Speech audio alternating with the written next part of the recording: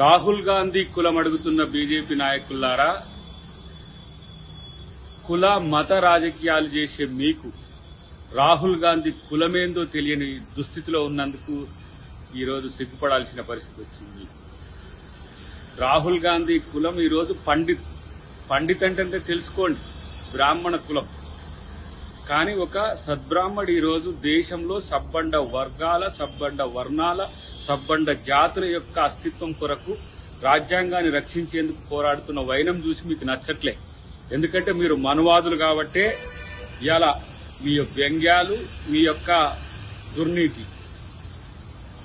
రాహుల్ గాంధీ కాబోయే ప్రధానమంత్రి అనే దృష్టితోనే ఆ కుటుంబాన్ని, నెహ్రూ కుటుంబాన్ని మొత్తం కించపరిచే స్థితి. మీరు గాంధీనే ఇలా కించపరుస్తున్న నాయకులు. మీరు ఇంకా సంస్కృతి సంస్కారాలు మీకు ఉంటాయని మేము ఎట్లా అనుకోగలం? ఏమన్నాడు రేవంత్ రెడ్డి గారు? కన్వర్టెడ్ బీసీ, ఆయన ఒరిజినల్ బీసీ కాదు, ఆయన అధికారంలో ఉన్నప్పుడు బీసీగా మార్చుకుండు అని చెప్తే మీకు ఎక్కడనో తాకింది. దానికి రాహుల్ గాంధీని కామెంట్ చేసే స్థితికి దిగజారిన మీకు ఎలాంటి సంస్కృతి ఉందో తెలంగాణ ప్రజలు గమనిస్తున్నారు. ఈరోజు దేశం కొరకు, ఈ దేశంలో ఉండే అన్ని ధర్మాల కోసం పోరాడుతున్నది రాహుల్ గాంధీ.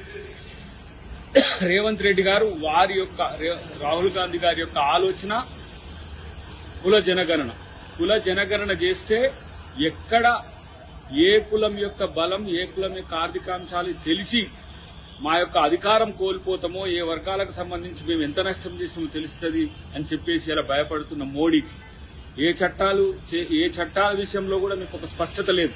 కేవలం మతం పేరు మీద, కులం పేరు మీద కుహాన ఉద్యమాలు చేసుకుంటూ మీరు మతాన్ని కూడా గౌరవించని ఒక కుసంస్కారిగా మీరు ఈరోజు చరిత్రలో ఉన్నారు.